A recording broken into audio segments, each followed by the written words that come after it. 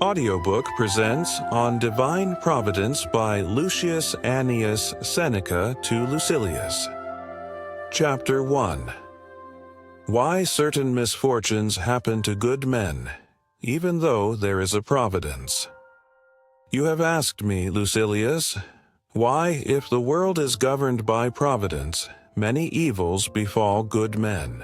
This could easily be answered within the context of a work in which we attempted to demonstrate that providence presides over the universe and that God cares for us.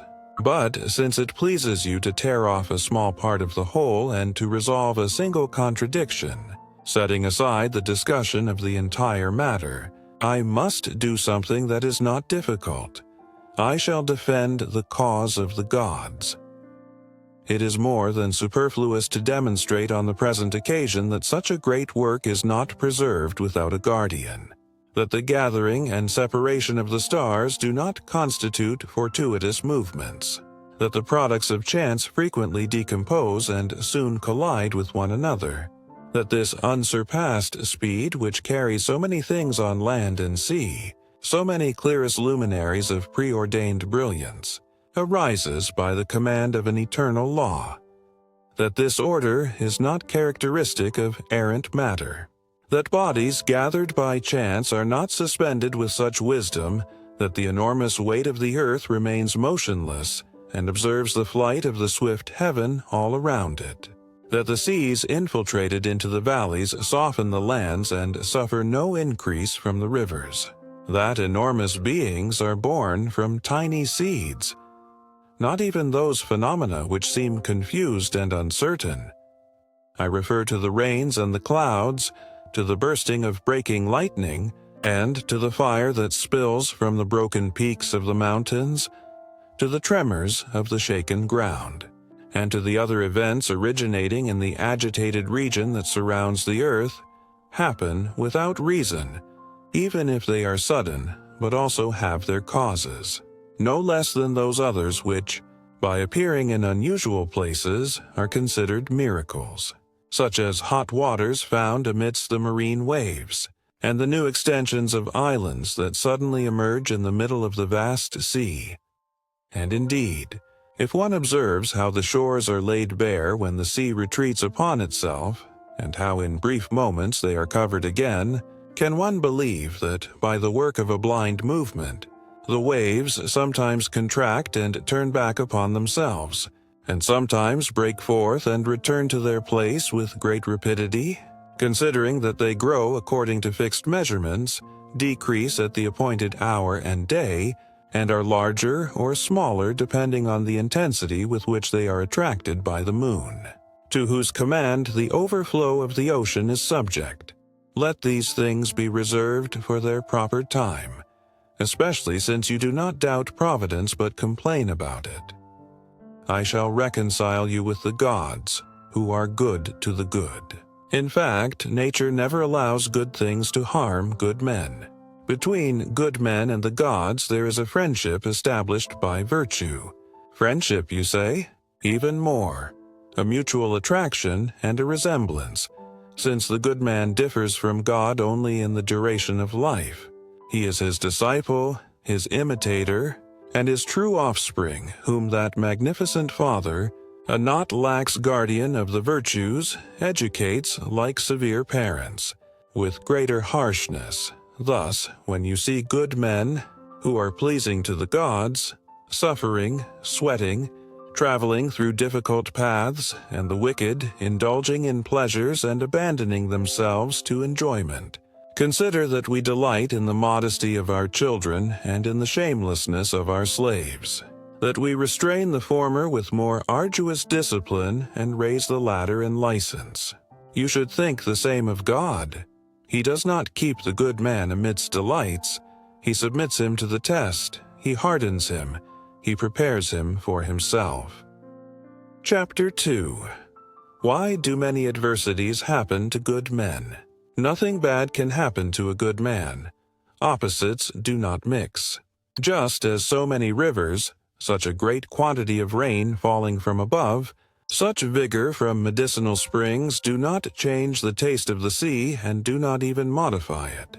So the impetus of adverse things does not subvert the spirit of the strong man. He remains in his state and colors everything that happens with his own shade, for he is more powerful than all external realities. And I do not say that he does not feel them, but that he overcomes them.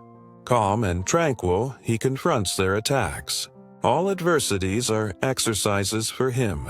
What true man, eager for virtue, does not, on the other hand, desire the labors proper to the just, and is not willing to fulfill his duties by exposing himself to danger? For what active man is idleness not a punishment? We see that athletes who care about their strength fight with the strongest rivals and demand that those who prepare them for the contest use all their force against them. They tolerate being struck and ill-treated, and if they do not find equal contenders, they face several at the same time. Virtue withers without an adversary. Only when it demonstrates what it can endure is it truly seen how great it is and how much it is worth. Know that this is what good men must do. Not fear hard and difficult things, not complain about fate. Take everything that happens as a good thing and direct it towards the good. It is not what you endure that matters, but how you endure it. Do you not see how different the affection of fathers and mothers is? Fathers order their children to wake up early to go to their labors. They do not tolerate them remaining idle even on holidays. They make them sweat and sometimes cry. Mothers, on the other hand, hug them against their chest, wish them to stay in the shade, never to be sad, never to cry, never to get tired.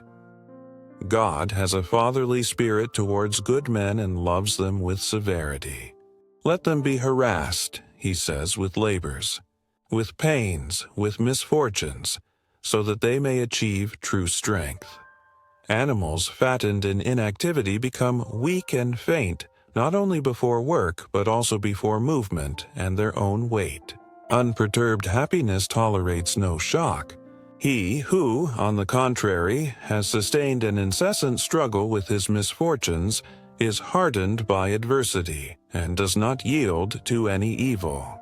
Even fallen, he fights on his knees. Are you surprised that that God who loves the good so much, who wants them to be as perfect and excellent as possible, assigns them a fate with which they can be exercised? I, truly, am not surprised that he sometimes feels the desire to contemplate great men fighting against a calamity. We are sometimes pleased by the fact that a young man of brave spirit receives a beast rushing against him with a javelin, that he intrepidly faces the attack of the lion, and this spectacle is all the more pleasing the more illustrious the one who offers it. Such exploits are not capable of attracting the attention of the gods. They are childish things and pastimes proper to human fickleness. Behold a spectacle worthy of God's attention, even if he is absorbed in his works. Behold a duel worthy of God. A valiant man in struggle with bad luck, especially if he himself has provoked it. I do not see, I repeat, what Jupiter could find more beautiful on earth, if he wanted to turn his attention to it, than the spectacle of a Cato, who, though his party has been shattered more than once, nevertheless remains erect amidst the ruins of the Republic. Although all things, he says, have fallen at the same time under the dominion of a single individual, although the earth is guarded by his legions and the seas by his fleets, although Caesar's soldiers besiege our gates, Cato has a way out. With a single hand, he will open a wide path to freedom. This iron, pure and innocent even in civil war, will finally produce good and noble works. The freedom that it could not give to the homeland, it will give to Cato. Undertake, my soul, the work long meditated. Petreius and Juba have already thrown themselves against each other. A brave and illustrious fatal pact that does not suit our greatness, however. It is as shameful for Cato to beg for death as it is to beg for life. It is evident to me that the gods contemplated with joy how that man, a fierce avenger of himself, worried about the salvation of others and prepared the escape of those who were retreating. How he dedicated himself to study, even during the last night. How he plunged the sword into his sacred chest. How he scattered his entrails and, with his own hand, let out that most holy soul, which had not deserved to be contaminated by the iron. I believe that for this reason the wound was not accurate or effective. It was not enough for the immortal gods to contemplate Cato only once. His virtue was retained and summoned again to manifest itself in a more difficult role, for it is easier to go to death with a firm spirit than to seek it again. Why should they not gladly contemplate a student of theirs departing with such an illustrious and memorable exit? Death consecrates those whose departure is praised even by those who fear it. Chapter 3. But, in the text that follows, I must show to what extent these things that seem like evils are not really so. Now I affirm the following. The things that you call cruel, hateful, and abominable benefit, first, the very people to whom they happen, and then the universe, about which the gods care more than about individuals. Furthermore, those to whom they happen accept them, and they would be worthy of true evil if they did not do so. To this I shall add that such things in accordance with destiny happen to the good for the very reason that they are good. I shall then convince you that you should never pity the good man. He can, indeed, be deemed unfortunate, but he cannot be so. Of all the propositions I have presented, the most difficult to accept is the one I stated first, that the things which terrify and make us tremble redound to the benefit of the very people to whom they happen. Does it redound to their benefit, you will say, to be exiled, to be reduced to poverty, to be deprived of children and wife, to be disgraced and weakened? If you are surprised that these things can redound to anyone's benefit, you will be surprised that some are cured with iron and fire, no less than with hunger and thirst. But if you could realize that, in order to give some health, their bones are scraped, their veins are rolled up and extracted, their limbs that cannot remain attached to the body without the ruin of the whole are amputated, you would also agree that certain misfortunes redound to the good of those who suffer them. Just as by Hercules, certain enjoyments which are praised and desired turn out to be harmful to those who delight in them, similar to indigestions, drunkenness, and the other abuses that kill through pleasure. Among many magnificent words of our Demetrius is counted this one, of which I have a recent impression, for it still rings and vibrates in my ears. Nothing seems more unfortunate to me, he said, than the one to whom no misfortune has ever happened. This man, in effect, has not been able to test himself, although all things are done according to his desire, and even before his desire the gods nevertheless have a poor opinion of him. He has not been judged worthy of ever overcoming fortune, which shuns the most cowardly as if to say, "Why should I confront such an adversary?" He will immediately lay down his arms. All my power is not necessary against him. He will be repelled with a slight threat. He is not capable of resisting my gaze. Let another be sought with whom we can measure forces. I am ashamed to fight with a man ready to be defeated. The gladiator considers it dishonorable to be matched against a weaker opponent, and knows that he who wins without danger wins without glory. Fortune does the same. It seeks the strongest as opponents. It overlooks some with disdain. It attacks the hardest and most just, against whom it can deploy its strength. With Mucius it uses fire, with Fabricius poverty, with Rutilius exile, with Regulus torments, with Socrates poison, with Cato death. A great example is found only by bad fortune. Is Mucius unhappy because he places his right hand on the enemy's fire and imposes a punishment on himself for his mistake? because with his burnt hand he makes a king flee whom he could not make retreat with his armed hand. Well then, would he be happier if he warmed his hand in his mistress's bosom? Is Fabritius unhappy because he works his field as soon as he is free from public affairs, because he wages war against both Pyrrhus and riches, because he eats by the fire the roots and herbs that he himself, an old man honored by triumph, uprooted while clearing the land? Well then, would he be happier if he accumulated fish from distant coasts and strange birds in his stomach, if he aroused the laziness of his nausea-affected stomach with shellfish from the upper and lower seas, if he surrounded, with an enormous accumulation of fruits, extraordinary wild game, caught with great destruction of hunters? Is Rutilius unhappy because those who condemned him will be accused throughout all centuries, because he preferred to be deprived of his homeland rather than of his exile, because he was the only one who denied something to the dictator Sulla, and because he not only retreated but fled farther away when he was recalled? Woe to those, he said, whom your happiness surprised in Rome.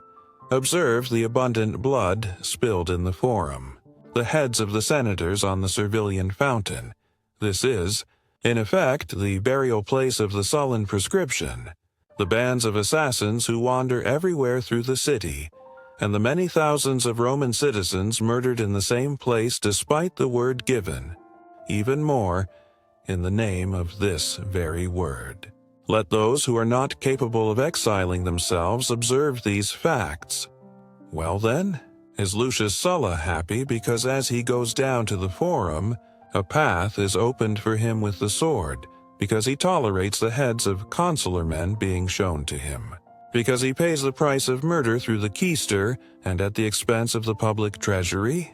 And all this is done by the one who promoted the Cornelian law. Let us turn to Regulus. In what way did fortune harm him by making him a model of fidelity, a model of endurance? The nails sink into his skin, and wherever he rests his tired body he receives a wound. His eyes remain open in perpetual vigil. The greater the torment, the greater the glory. Do you want to know how little he regretted having valued his virtue so highly? Have him restored and send him to the Senate. He will maintain the same opinion. Do you consider Maecenas happier, then, who, distressed by his loves and lamenting the daily rejections of an ill-tempered woman, seeks sleep in harmonious sounds heard faintly from afar, even if he falls asleep with wine, even if he distracts his tormented mind with the whispering of the waters and deceives it with 1,000 pleasures, he will be as sleepless in his bed of feathers as the other on the cross. But the former has the consolation of enduring the torment for the sake of justice and takes his eyes off the suffering to fix them on the cause of it. The latter, rotten with pleasures and overwhelmed by excessive happiness, is tormented, more than by what he suffers, by the cause of such suffering. Vices have not taken possession of humanity to the point that we can doubt that, if most men were given the choice of their destiny, they would prefer to be born Regulus rather than Maecenas, or that, if anyone dared to say that he would have preferred to be born Maecenas rather than Regulus, that same person, even if he did not say so, would prefer to have been born Terentia. Do you consider that Socrates was mistreated because he drank the potion prepared for him by the public authorities, not otherwise than as a beverage of immortality, and because he discoursed on death until it arrived? Was an evil inflicted upon him because his blood froze and, gradually invaded by the cold, the vital force ceased in his veins? How much more enviable is this man than those to whom drinks are served in a precious stone, to whom a libertine, accustomed to tolerating everything, of truncated or doubtful virility, dissolves soft snow in a gold cup. These must vomit everything they drank, dejected and repeatedly tasting the flavor of their own bile. The former, on the other hand, will gladly and cheerfully drain the poison. Regarding Cato, enough has already been said. and human consensus will confess that the highest happiness fell to the lot of this man, whom nature designated to face the most terrifying things. Is the enmity of the powerful dangerous? Let him oppose Pompey, Caesar, and Crassus at the same time. Is it hard to be postponed to the worst men? Let him be esteemed less than Vatinius. Is it painful to be involved in civil wars? Let him fight throughout the whole world for the just cause with as much bad luck as constancy. Is it painful to commit suicide? Let him do it. What shall I achieve with this? That everyone knows that these things of which I deemed Cato worthy are not evils. Chapter 4. Prosperity also comes to the common people and vulgar temperaments, but to subdue the calamities and terrors of mortals is the mark of a great man. On the other hand, to be always happy and to pass through life without any pang in the soul is to be ignorant of half of nature. Are you a brave man? Well, how do I know it if fortune does not give you the opportunity to demonstrate your virtue? You have descended into the Olympic fields, but no one was with you. You have a crown, but not a victory. I do not congratulate you as a strong man, but as one who has achieved the consulate or the praetorship. You have been honored. I can say the same to the good man, if no somewhat difficult circumstance granted him the occasion to show the strength of his spirit. I consider you unhappy because you were never unhappy. You passed through life without an adversary. No one will know what you were capable of, not even yourself. In fact, a test is necessary to know oneself. No one comes to know if they are capable of something until they try. That is why some offered themselves to misfortunes, which were slow to come, and sought an opportunity to make their virtue shine, which was about to be hidden in darkness. Brave men are sometimes glad, I say, of adversity, in the same way that brave soldiers are glad of war. I heard the gladiator Triumphus, in the time of Tiberius Caesar, complain about the scarcity of public games. "What precious time is being wasted," he exclaimed. "Virtue shows itself eager for dangers and thinks of the goal to which it tends, not of what it must suffer, since even what it must suffer is part of its glory. Soldiers boast of their wounds. They cheerfully display the blood flowing from their armor, and although those who return safe and sound from battle may have done the same, the one who returns injured is held in higher regard. God, I repeat, favors those he wishes to be as virtuous as possible whenever he offers them an opportunity to do something with courage and firmness, for which some difficult circumstance must occur. You can judge the pilot in the storm and the soldier in battle. How can I know to what extent you are able to fight against poverty if you swim in abundance? How can I know how much presence of mind you have to face the slander and hatred of the people?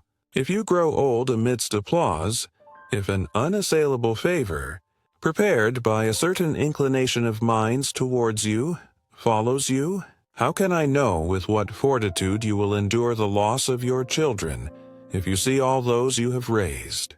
I have heard you console others. I would only truly have known you by seeing how you consoled yourself, how you barred yourself from grief. Do not be terrified, I beg you, by these misfortunes with which the immortal gods spur on the spirits. Calamity is an opportunity for virtue. Rightly could those be called unfortunate who are hampered by excessive happiness, whom an inert calm immobilizes, as in a calm sea. Everything that happens to them will be new to them. Misfortunes press harder on those who have never experienced them.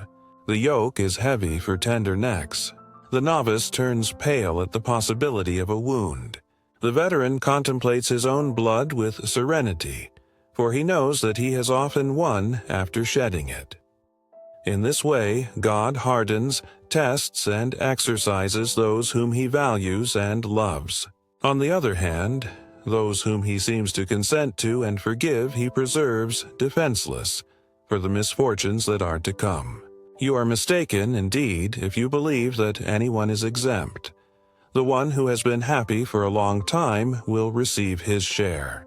As many as appear exempt are merely left for later. Why does God afflict the best with ill health, with weeping, or with other misfortunes? Because in military camps too, dangerous tasks are entrusted to the bravest. The chief sends the most chosen troops to set an ambush for the enemy at night, to explore the path, or to assault a strategic position. None of those who set out for such missions says, "The general does not appreciate me, but he holds me in good regard." Let all those who are commanded to suffer what makes the weak and cowardly weep say the same. We have been judged worthy by God to prove how much human nature can endure. Flee from pleasures. Flee from soft happiness with which spirits are weakened, as if slumbering in a perpetual intoxication, unless something intervenes to make them remember the destiny of man.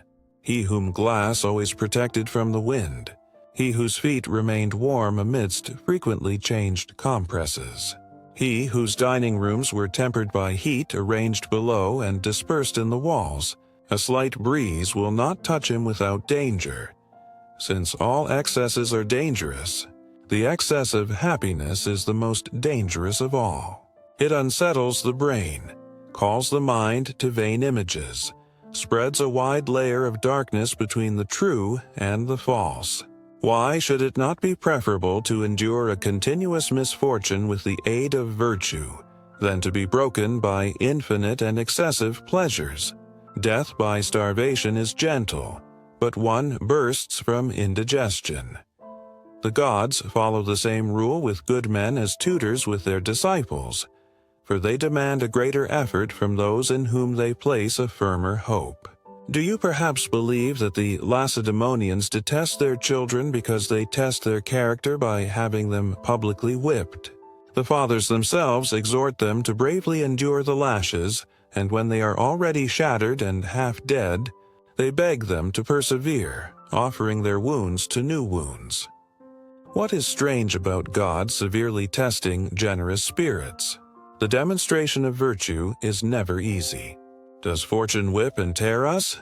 Let us endure it. It is not cruelty. It is a contest, and the more frequently we participate in it, the stronger we will be. The firmest part of the body is that which continuous use puts into motion. We must offer ourselves to fortune so that it may harden us against itself. Little by little it will make us equal to it, and familiarity with danger will allow us to despise it. Thus, sailors have tough bodies to face the sea. The hands of farmers are hardened. Through suffering, the soul comes to despise the suffering of evils. You can realize what this can do in us, if you consider how much effort usually helps indigent nations hardened by poverty. Look at all those peoples bordering on Roman peace. I mean, the Germans and the nomadic tribes that meet us near the Uster. A perpetual winter and a sad sky oppress them. A sterile soil poorly sustains them. They defend themselves from the rain with a roof of straw or tree leaves. They leap over lagoons hardened by ice and hunt wild beasts for food. Do they seem unfortunate to you? There is nothing unfortunate in what custom has made natural, for little by little, that which began out of necessity comes to produce pleasure. They have no dwelling or house outside of the one where fatigue placed them one day. Their food is coarse and they must procure it with their hands. The harshness of their climate is dreadful. Their bodies remain naked. This, that seems a calamity to you is the life of so many peoples. Are you surprised that, to make them stronger, good men are battered? There is no solid and strong tree except the one against which a continuous wind blows, for thanks to the same violent shaking it is affirmed and puts down deeper roots. Those that grew in a sheltered valley are fragile. It is convenient, then, for the good men themselves, in order to overcome fear, to live a long time surrounded by things that inspire fear and to endure with a serene spirit those evils which are not really so except for him who bears them poorly. Chapter 5. Add now that it is expedient for everyone that the best man, so to speak, serves and fights.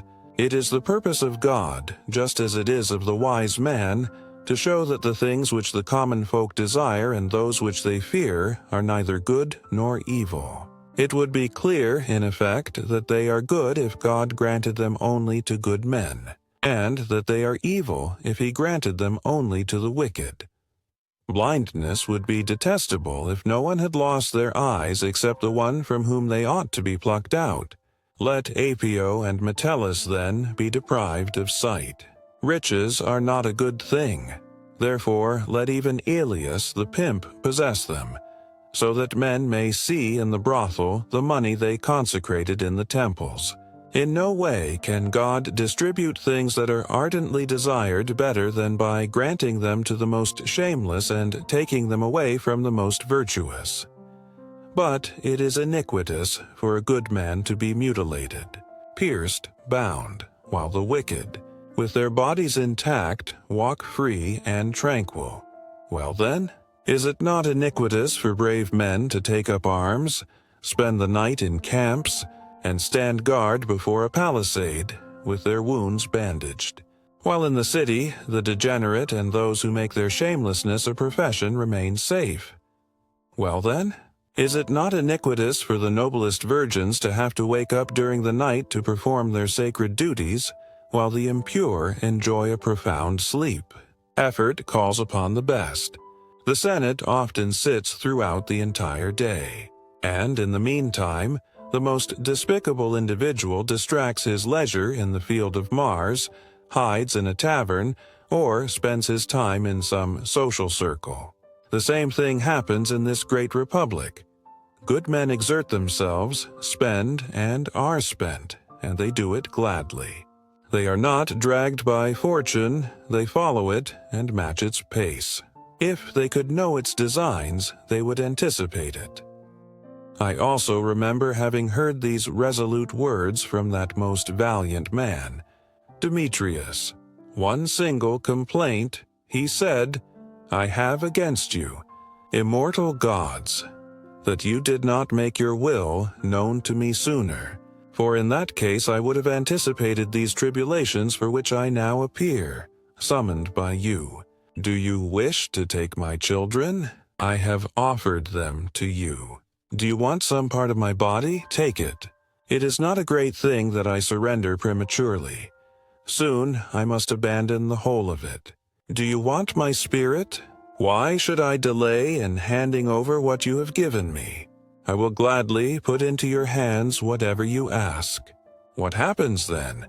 I would have preferred to offer you these things than to have to give them back to you. What need did you have to take them from me? You could have received them. But, to tell the truth, you are not taking them away from me even now. For nothing is snatched away except from one who holds on to something. I am forced into nothing. I endure nothing against my will. I do not serve God but identify with His will, especially since I know that all things happen according to a secure law, established from eternity. The fates guide us, and the time that remains for each one was already determined by his first hour. One cause depends on another. An endless series drags private and public events. Therefore, everything must be endured with courage, because nothing falls upon us by chance, as we believe, but comes to us necessarily. It has long been determined what your joys and what your sorrows will be, and although the lives of individuals seem to differ greatly from one another, on the whole, all are reduced to a single thing. We receive perishable gifts because we are perishable. Why, then, are we indignant? Why do we complain? We have been begotten for this. Let nature use the bodies that belong to it as it wishes. We, content with everything that happens and brave, should think that nothing of ours perishes. What must the good man do? Offer himself to destiny. It is a great consolation to be carried along with the universe. Whatever it is that orders us to live and die in this manner obliges the gods with the same necessity. An irrevocable course simultaneously leads both human and divine affairs. The very creator and ruler of all things undoubtedly traced the fates, but he also obeys them. He always obeys. He commanded only once. But why was God so unjust in distributing the fates as to assign poverty, wounds, and premature death to good men? The artisan cannot change the material. It is an established principle. Some things cannot be separated from others. They are united. They are indivisible. Languid temperaments, prone to sleep, or to a vigilance very similar to sleep, are interwoven with inert elements. For a man worthy of such a name to be produced, a stronger fabric is necessary. The path will not be flat for him. He will need to walk up and down, to be shaken by the waves, and to govern his ship in the middle of the storm. He must maintain his course against fortune. Many hard and rough things will happen to him, but he will soften and level them. Fire tests gold. Misfortune tests strong men. Consider how high virtue must ascend, and you will notice that one cannot climb there by safe paths. First comes a difficult stretch, which the still-rested horses strive with fatigue to climb in the morning. The highest part is in the middle of the sky, from where I myself often fear to look at the sea and the earth, and my chest trembles with startled fear. At the end there is a descending stretch which requires firm steering. Even the deep Tethys, which receives me on the submissive waves, usually fears that I might fall at the beginning. Hearing this, the spirited adolescent says, "The path pleases me. I ascend. It matters so much to me to go there, even if I have to fall." Phoebus does not desist from frightening that daring spirit. Although you keep the path and no deviation betrays you, you will have to walk between the horns of the enemy bull, between the arches of Haemonia and the jaws of the violent lion, to which he responds, "Hitch the chariots you have given me. The words with which you think you frighten me push me forward. I wish to stand firm, there where the sun itself trembles." It is characteristic of a vile and cowardly being to walk through safe places. Virtue walks on the heights. Chapter 6. Still, why does God allow anything bad to happen to good men? Truthfully, He does not allow it. He frees them from all evils, from crimes and dishonorable actions, from evil thoughts and greedy designs, from blind desire and the craving for the goods of others. He protects and defends them. Or is it perhaps pretended that God should also watch over the baggage of good men? They themselves exempt him from such care. They despise external things. Democritus threw away his riches, considering them a burden for the just soul. Why are you surprised then? If God allows the same thing to happen to the good man that the good man sometimes wants to happen to himself. Good men lose their children. Why not when sometimes they themselves kill them? They are exiled. Why not when sometimes they themselves leave their homeland never to return? They are killed. Why not when sometimes they attempt to take their own lives? Why do they suffer certain cruel things? To teach others to suffer, they were born to be an example. Imagine then that God says to them, "What complaint can you have against me, you who delight in justice? I have surrounded others with false goods and entertained their empty spirits with a long and deceptive sleep. I adorned them with gold, silver, and ivory. Inside they have nothing good. Those whom you believe to be happy, if you consider them not in what is visible but in what is hidden, are wretched, dirty, and indecent. Similar to the walls of their houses, they are cared for only on the outside. This is not solid and sincere happiness. It is only external coating and very light indeed. Thus, while it is possible for them to stand upright and show themselves as they wish, they shine and deceive. But when something happens that disturbs them and reveals them, it becomes evident how vast and real a ugliness that improper splendor concealed.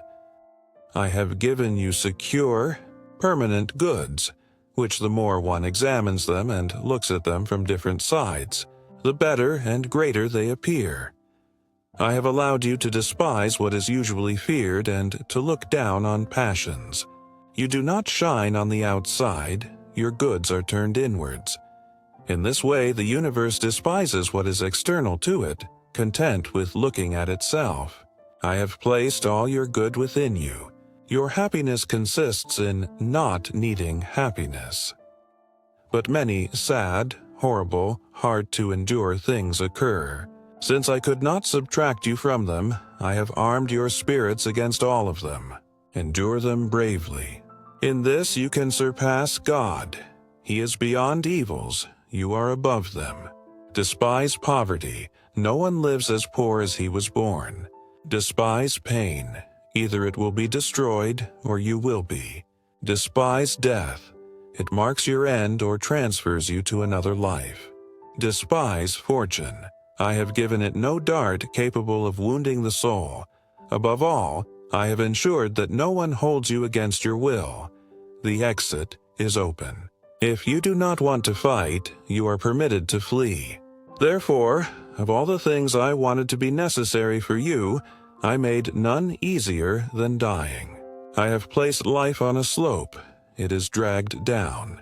Pay a little attention and you will see how short and expedient is the path that leads to freedom. I have not set up difficulties for your exit as great as for your entrance. Fortune would have had great power over you if man took as long to die as he does to be born. Let every time and every place teach you how easy it is to renounce nature and give back its gift with contempt next to the very altars and the solemn sacrificial rites. While life is being implored, learn to know death. The powerful bodies of bulls fall with a small slash, and a blow from a man's hand casts down beasts of considerable vigor. With a thin iron, the joint of the neck is broken, and once the articulation that connects the head with the neck is cut, the enormous mass precipitates to the ground.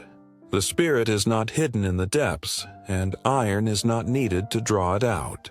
It is not necessary to explore the entrails with a wound that penetrates to the very bottom. Death is right there. I have not established a fixed place for fatal blows. Any path is passable. That very thing which is called dying, the fact that the soul separates from the body, is briefer than what is needed to grasp such rapidity. Whether a knot tightens your throat, or water prevents you from breathing, or falling you smash your head against the hard ground, or fire in extinguishing cuts the soul's returning course in half, whatever it may be, it happens quickly. Are you not ashamed? You fear for a long time what passes so quickly. Thank you for listening to this audiobook until the end. If the content was to your liking, we invite you to leave a like and subscribe to the channel. This way, you won't miss our next publications.